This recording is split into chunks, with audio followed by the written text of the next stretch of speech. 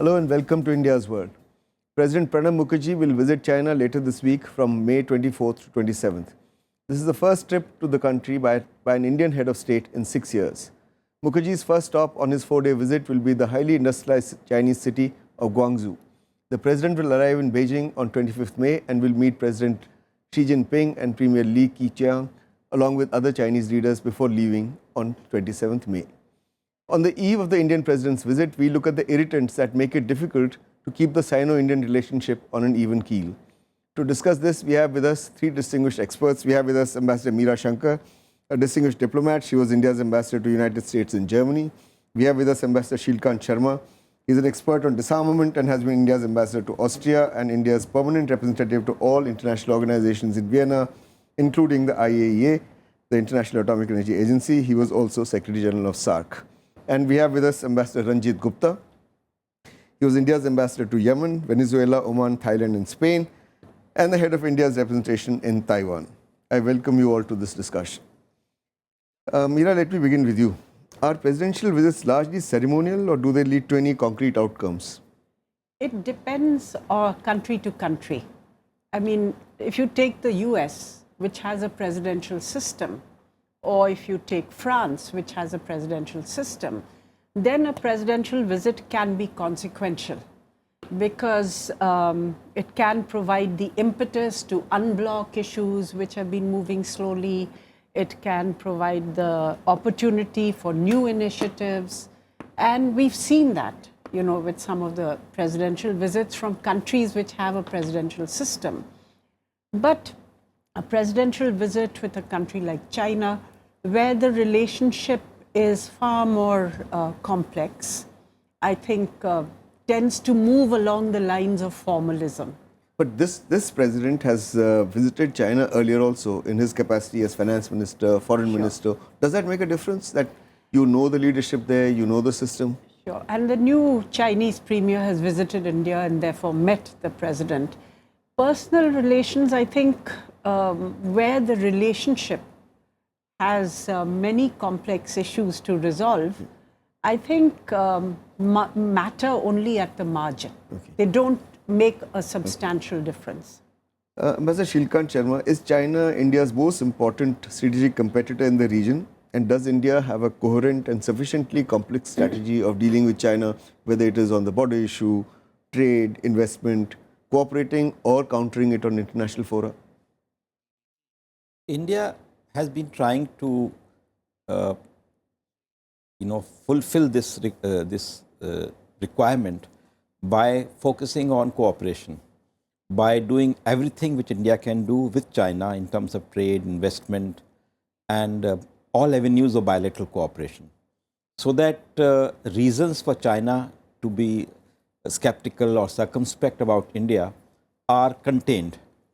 But at the same time, India is not unmindful of the other dimensions like the border problem or the kind of the tactical and strategic steps which China keeps taking in India's neighborhood, like this whole bridge idea, this belt, one road, one belt, one road, and then try China's inroads into Nepal or Hambantota in Sri Lanka. All these are troublesome developments, and India has to bring it to China's notice how this region, India's neighborhood,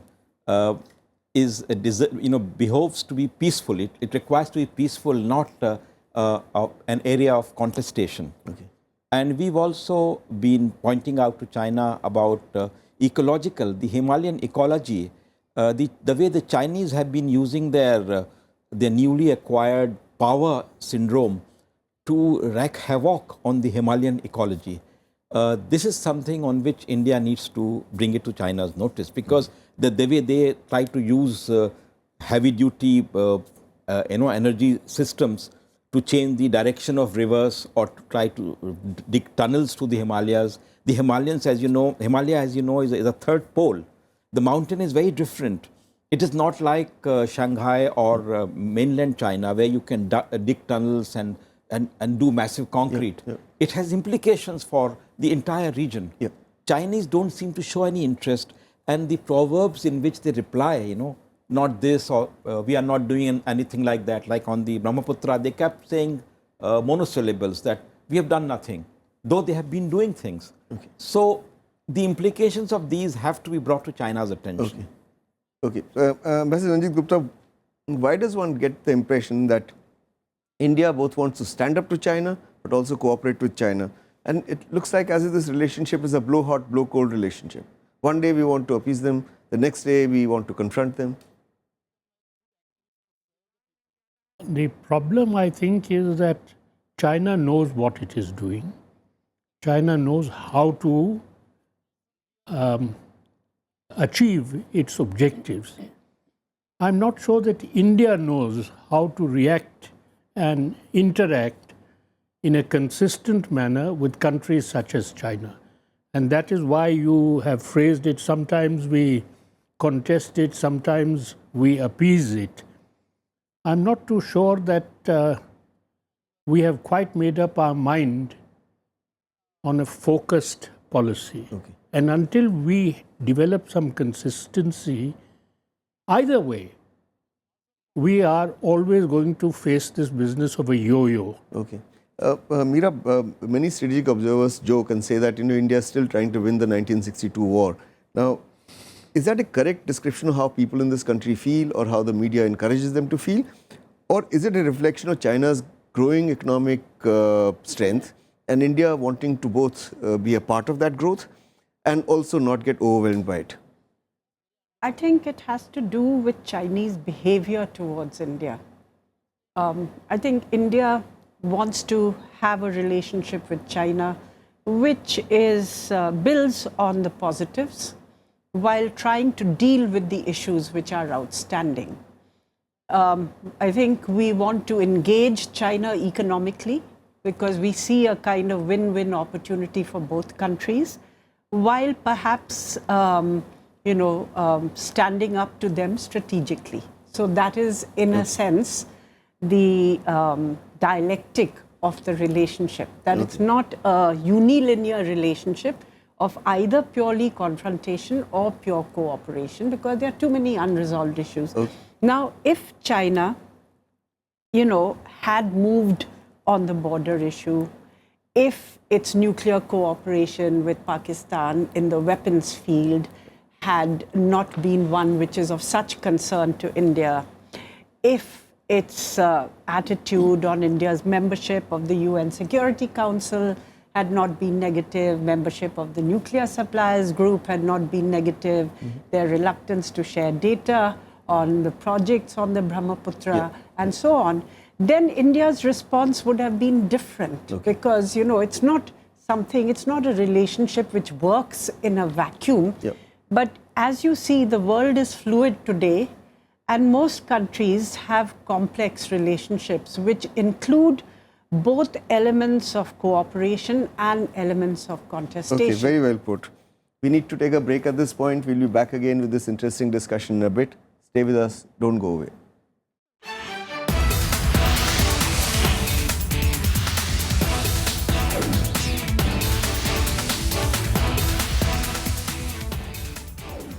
Welcome back. We're discussing the irritants in Sino-Indian relations on the eve of President Mukherjee's visit to China.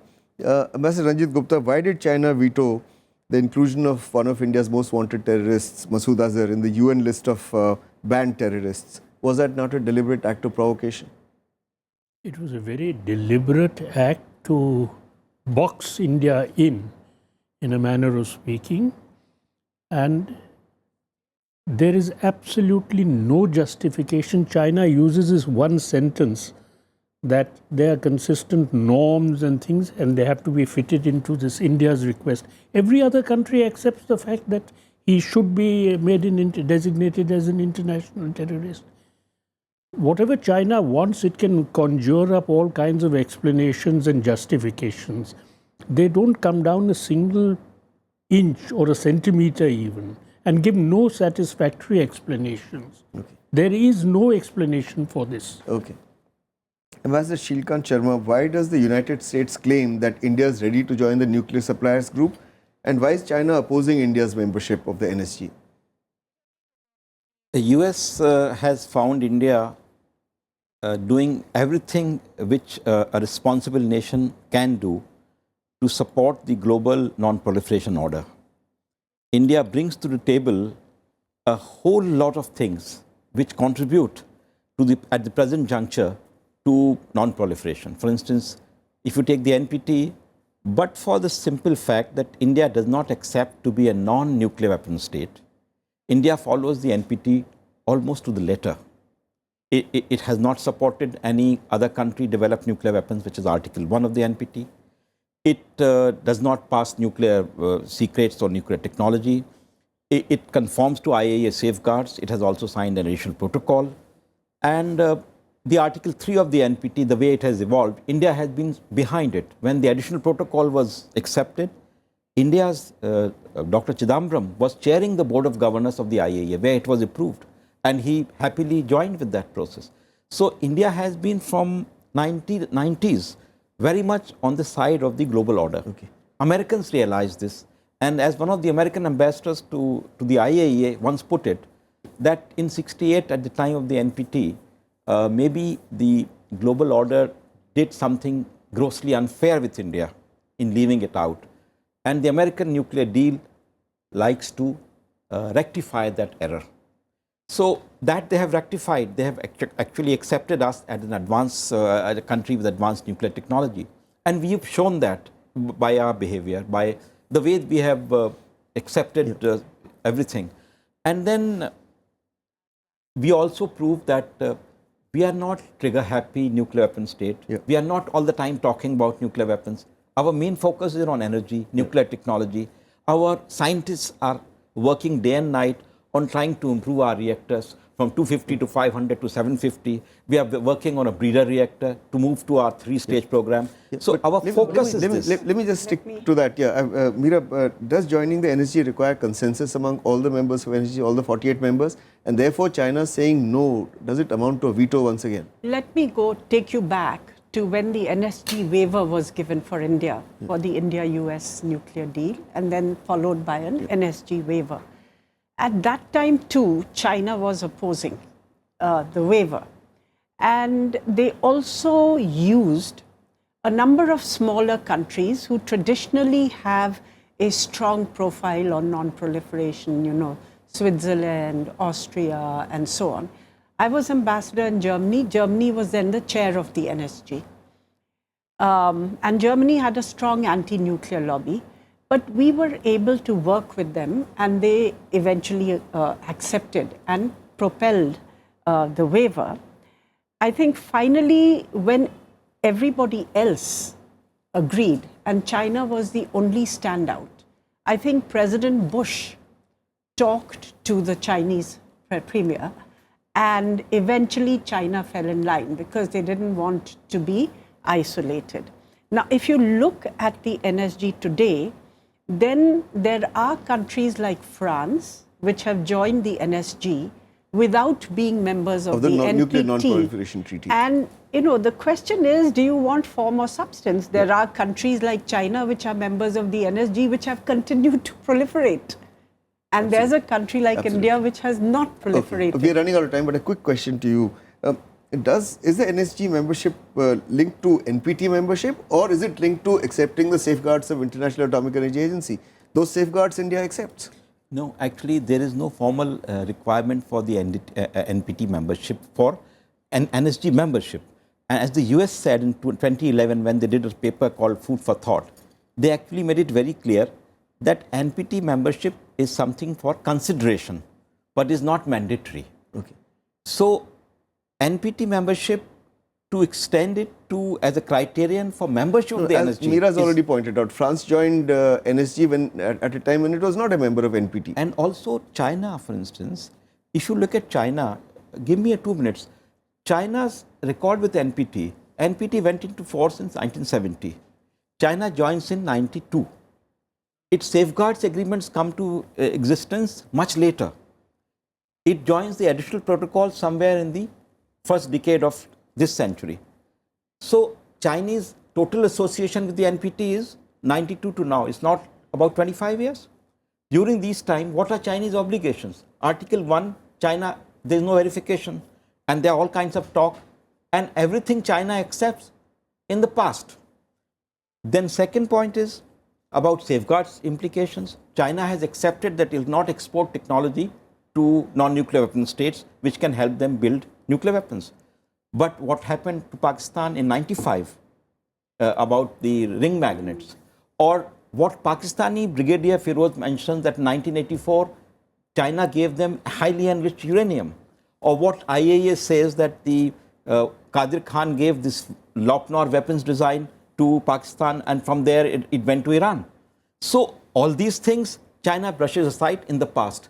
So it has an arbitrary sense of history. Okay. And then it comes, and when it tells us to join the NPT, it's like, you know, not only the pot calling, it's like pot calling pottery black, you know. All right. Because okay. We need to take a break again at this point. We'll be back again in a bit. Stay with us. Don't go away.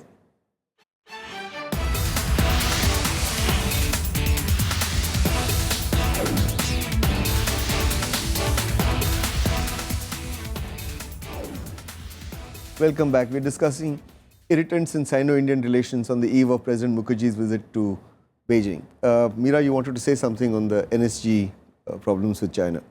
I was saying that all the other P5 members support India's membership of the NSG. So China is isolated on this issue, and they need to take a pragmatic view and also assess how it will impact on the relationship if they continue to be obstructive. Okay. You wanted to say something also. it's a bit of a extreme point, but the Chinese, you know, their own record in the NSG, even after joining the NSG as a member, has been within a question mark. Because in 2004, when they joined, they said they are supplying Pakistan Chashma 3 and 4 under a grandfather agreement, and that will be the end of it. They'll not supply anymore. But thereafter, in last 3 years, they have supplied more reactors and they have done more projects, and they've just brazened it out. They don't. So they don't deserve to be the NSG while we deserve to be there. Ambassador Gupta, let's talk about another irritant, Taiwan. Why did India first let it be known that 2 of its parliamentarians would be visiting the inauguration of Taiwan's first woman president, Tsai Ing-wen, and then backtrack from it? Was it to appease China? And does China get appeased by such gestures? China will be more and more encouraged by such gestures because I would have thought that this was an appropriate opportunity to send a delegation led by the Minister of Information Technology, not merely 2 MPs. The Taiwanese president has singled out India in her inauguration speech for special focus. Absolutely. For economic and technical cooperation. We have known that she would do this from September 15th, when she announced it as then president candidate, that if I get elected, I'm going to do this. After she was elected, we were all informed that this is her policy. We should have taken, I mean, when I was there, I talk of IT as India-Taiwan. Their hardware capabilities and our software capabilities are a win-win situation. Or otherwise, Secretary ER should have gone. But ER is economic relations. yes. Why we do this is completely ununderstandable to me. China considers it a renegade problem. There are so many other countries who've sent special delegations.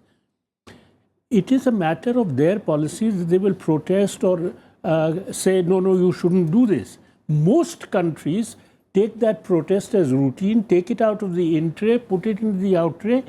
China has done its duty by itself, by protesting, and the others carry on. But we take their even vague signs of displeasure as very serious. Why do we do that, Meera? Because she did mention not only India but ASEAN. She said these are the 2 dynamic relationships that she intends to follow as part of their southbound policy. Now, how is this a dynamic relationship when we don't even have diplomatic representation? What we have is, something very odd between a trade representative's office and an ambassador's office. What is it called, sir? But I think there are 74 countries which recognize the People's Republic of China have offices which have different kinds of names. You know, the Japanese have a very strange name. It's called the Interchange Association. So, So we call it the India-Taipei Association. Association. Yeah. The Americans So how call is it- this a dynamic relationship if that's the level we want to engage with Taiwan? Well, it is not as dynamic as it should be. That is and what she wants. the fact is that Taiwan has booming economic relations with China itself. Yeah. China has trade, commerce, investment. Say a company like Foxconn, it's a major investor building Apple computers, iPads, phones in China. So if the Chinese can have, if the People's Republic of China can have a booming and thriving trade and economic and investment relationship with Taiwan, there is no reason that India cannot. Foxconn companies are in, facilities are in Taiwan, you're saying? They are a it's Taiwanese a company, Taiwanese but company. they But have investment in in China. China where they make the Apple and so on. They are coming to India. And if you are looking at countries with investable surpluses and the kind of technological capabilities which India needs for its manufacturing and Make in India program, then Taiwan is clearly one country, one area which we should be focusing on. Yeah, okay. Master Sharma, if China is a strategic competitor of India, then shouldn't India be wooing all those who have differences with China, including Taiwan, Tibet, countries that are scared of being overwhelmed by China, like Myanmar? So is India countering China in a sufficiently sophisticated and complex manner for China to be worried? I think in diplomacy, the Chinese play the go game, and we still are wedded to chess. Now, chess goes by standard rules, so we are obedient to standard rules. Whereas the Chinese approach is the go game, where just keep moving pieces without regard to any other law or anything else. We should also respond to them in their own game by building relations with all our friends, which are like Japan, Vietnam, ASEAN, Philippines, and also the formations in our neighbor, like with Tibet. The way we have, actually, it is India's a singular strength from the 50s that they gave, the place to stay for Dalai Lama. But we don't allow him to indulge in any political activity. Religious activities, yes. Political activities, But no. it was a defiance of India. It was a certain act of independence which India showed in the 50s, which seemed to have come down today. We seem to be less prepared to show that independence today than we were doing in the 50s. Do you agree with him, Master Gupta? No, I'm afraid our attitude towards China is very servile, frankly. We are constantly looking over our So shoulder. you're going one level lower than him and saying we are servile. Yes. We are China will do. First thing that occurs to us, what is China going to say? Prime Minister of India wishes to visit Arunachal. So many people in so many offices. Oh, well, how is China going to react? Because China criticizes even that. So therefore, Indian prime ministers have been wary of visiting Arunachal. Yeah. Meera, do you think Chinese would be upset with India's decision to hold naval exercises in South China Sea? Our ships are touring East Asia currently, will hold exercises there. Or that we are joining Japan and US in the trilateral exercise off the coast of Okinawa. Would that impact President Mukherjee's visit, or because it's a ceremonial visit, those things will go on and we will say nice things about each other during the visit? I think the visit will go on and we will say nice things about each other. The Chinese have taken this in their stride. They have expressed their concern over it, but then have moved with the relationship. And, as far as India is concerned, the point is we are only engaging in, formal exercises and things like that. But China, its relationship with Pakistan right on our border is one which gives us cause for concern, including, as Sheel mentioned, the continued support for nuclear power and so on, without any waiver from the NSG or any compliance by Pakistan on these issues, and the possibility of proliferation. So I think that, blocking Masood Azhar's designation by the UN as a terrorist. So I think at some level, China also has to look at how its behavior is perceived by India. if they want India to address their concerns, then they have to show greater willingness to address India's concerns. All right. On that note, we've really run out of time. I'd like to thank all of you, Ambassador Ranjit Gupta, Ambassador Sheel Sharma, Ambassador Meera Shankar, for participating in this discussion. That's all we have for you today. We'll be back again next week as usual. Until then, goodbye and thanks for watching India's World.